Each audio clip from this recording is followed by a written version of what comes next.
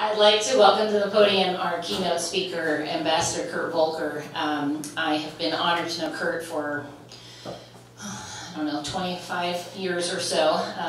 When Kurt was posted in Budapest was when I first moved to Budapest after the transition.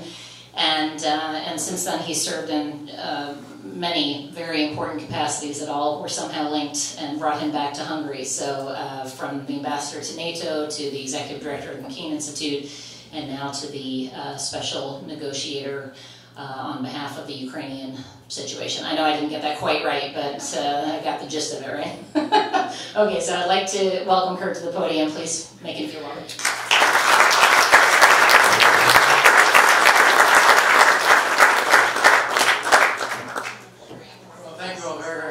Thank you, Andrea, for the introduction. A couple of things. First off, I want to clarify I'm here in my capacity as Executive Director of the McCain Institute, so that will allow me to speak freely, but also not speaking on behalf of the U.S. government, but just me as a longtime friend of Hungary, going back many, many years. One of the pieces of Tom's bio that I'll fill in, it wasn't a dinner and bone marrow, but one of, actually I should say, the right way to say this, the very first boss that I had in the Foreign Service was Tom. I had been an intern, and so I worked for a couple people as an intern at the embassy in Sweden or on the Sweden desk. But once I was finally brought into the Foreign Service, I would go to my Foreign Service officer training class during the day, and when I was done, I would come over to Tom's office, and he was in charge of bilateral relations on the Soviet desk at the time, and say, Tom, what can I do? And so he would hand me stacks and stacks of correspondence and say, here, answer this. But I did, and it was a great experience, and that was one of my very first Foreign Service experiences with Tom many, many years ago. So it's great to see you honored tonight. And of course, we shared many Hungarian stories over time as well. People who know me know that I don't usually prepare remarks. I just like to talk from the heart and connect with an audience and make sure that I'm trying to communicate something meaningful. But since you're all Hungarian, you all know what a difficult task it is to speak to an audience of Hungarian Americans and say something meaningful and not step in it. So I've made an effort to actually prepare a few things to say, and I'll go through that. And the first thing I want to say is what an honor it is to be here as the guest speaker at the Mikulás Dinner. I've been to many of these dinners over many years, and to think of all the great people you've invited to come and speak here, and then to think that I'm invited as well. I mean, you really must have hit rock bottom this year. So I'm happy to bail you out if it's any help at all. Also, just to say that it is great to be here among friends, because I know so many of you and have known you all for so long. I really do feel like this is a friendly environment. We have spent many, many years together, sharing many moments of kindness and commiseration. I also have to say that Mikulás is, above all, a time of wonder and hope and optimism. It's the best time of year. Now, I learned what it means to be an optimist when I lived in Hungary, because I was always around people who would say, well, things can't get any worse. And then I would find somebody who would say, oh, yes, they can.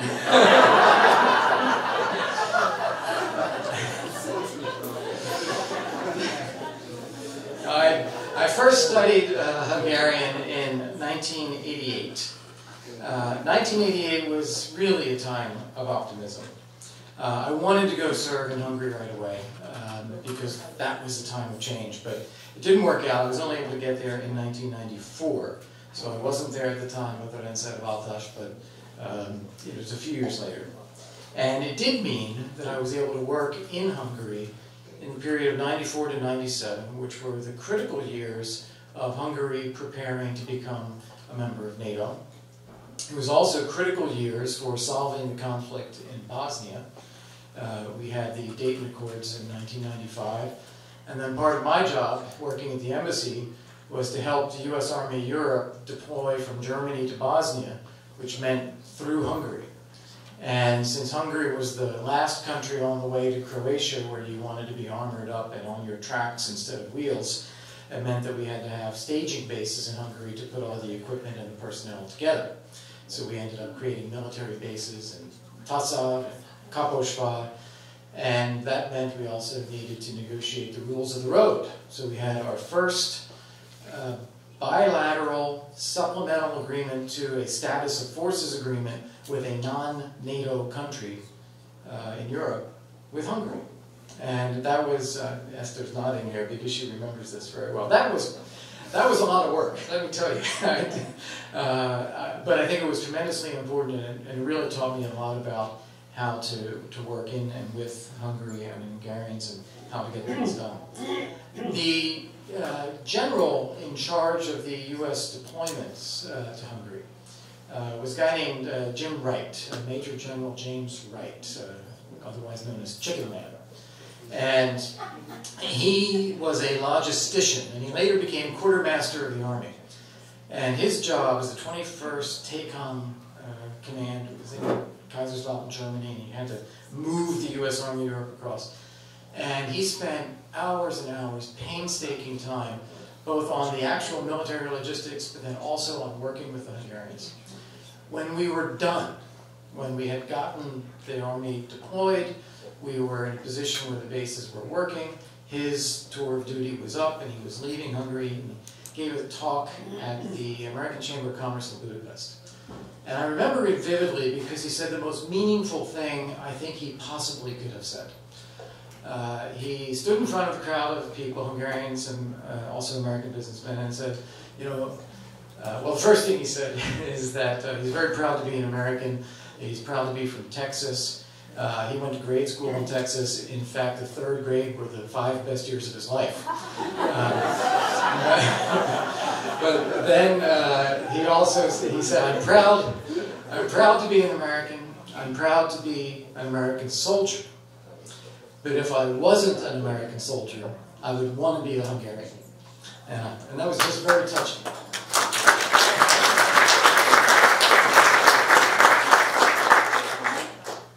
Now, as that story tells you, I had a lot of experiences in Hungary, and they were all very meaningful to me personally.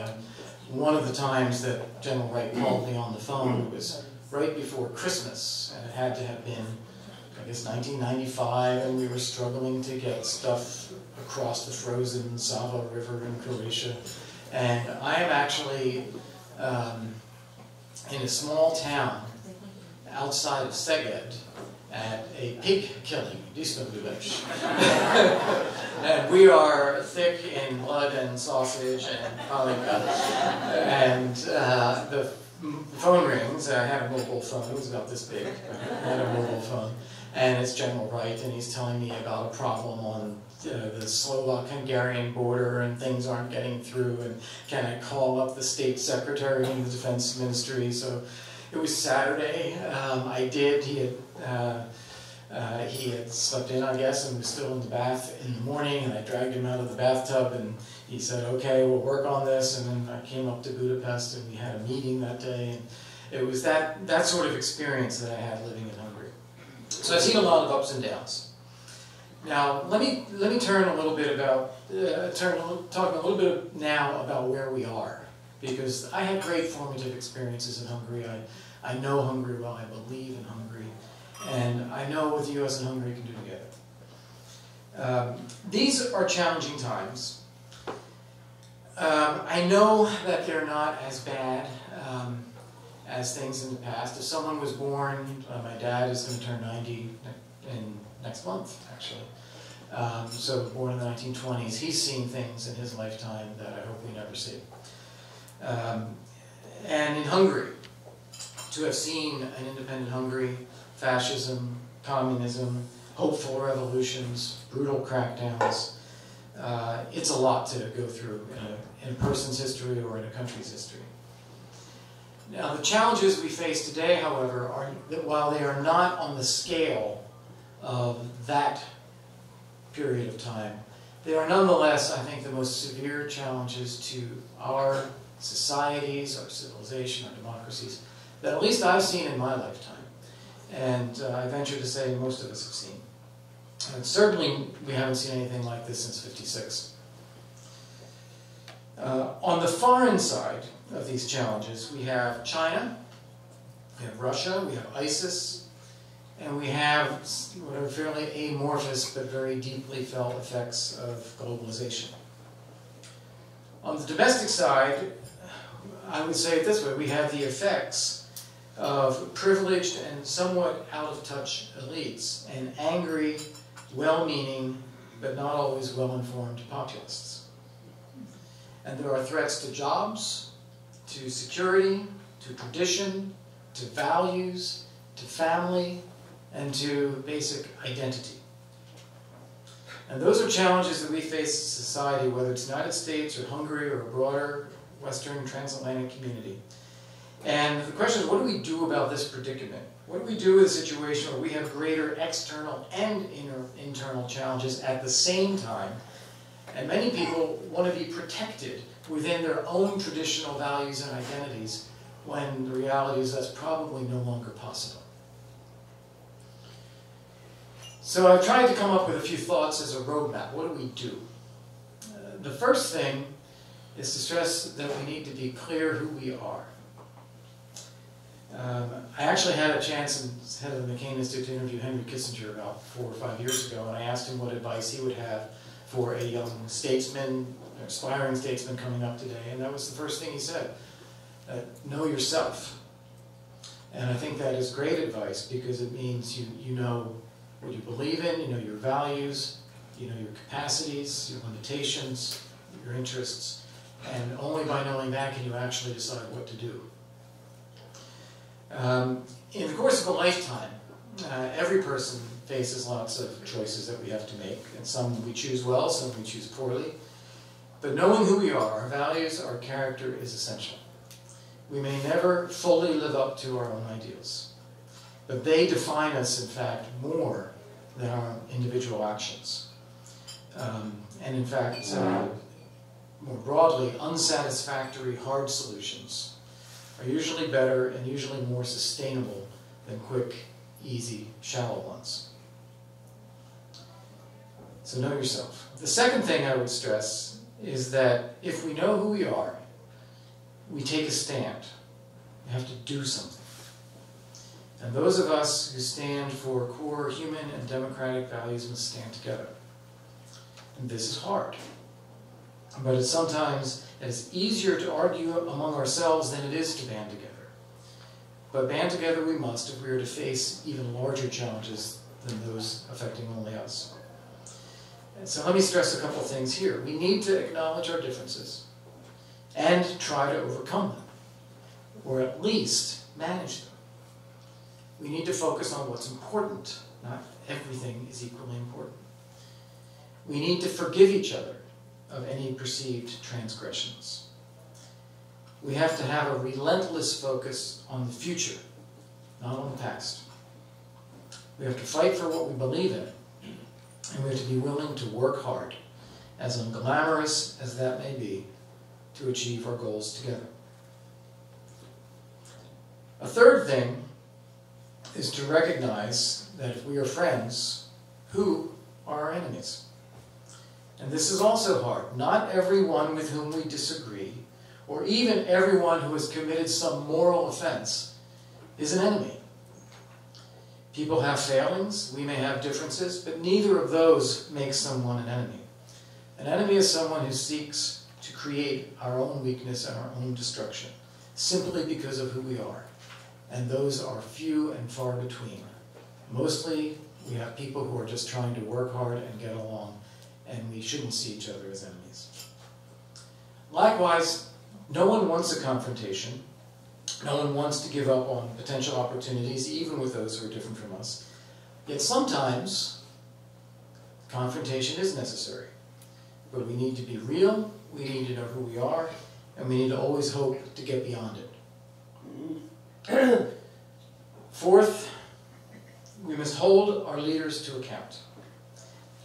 Nothing is more frustrating than leaders who tell us everything is fine when we can see with our own eyes and our own families that it's not.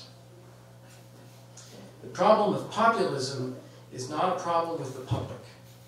It's a problem with the elites who can't relate to the public. And that leads to the opportunity of demagogues to proffer false solutions and easy solutions when none of those are going to make anything better. Finally, fifth and finally, we must be patient. Older generations know this, younger ones, I'm afraid, do not. But even when technology moves at the speed of light, human experience doesn't. And we need the experience and the wisdom of time to get through a lot of these challenges.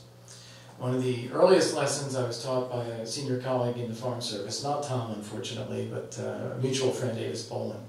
She simply said one day when I was pushing an issue with her, she said, "Not all problems are ready to be solved now." So we must know who we are, we must have aspirations, we must take a stand, sometimes we'll fail. We must know who our enemies are, we must forgive, and we must be patient, because these things are almost never clear in the moment, but only in retrospect. Now, of course, the question then is, all right, how do you apply this to U.S.-Hungarian relations? The first thing, it's important to stress for everybody here, everybody in Budapest, everybody in Washington, Hungary is a friend. Hungary is not an enemy. And the United States is a friend to Hungary.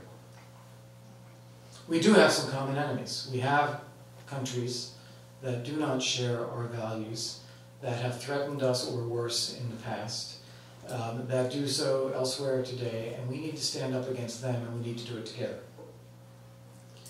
We have common friends all over Europe, Canada, Australia, Japan. There's a community in the world of countries that share our values, Hungarian and American values. Greater, in fact, a larger community than ever before. We have lots of friends. We need to band together and work together. Hungarians and Americans, Hungarian government, American government have differences. But those are policies and choices.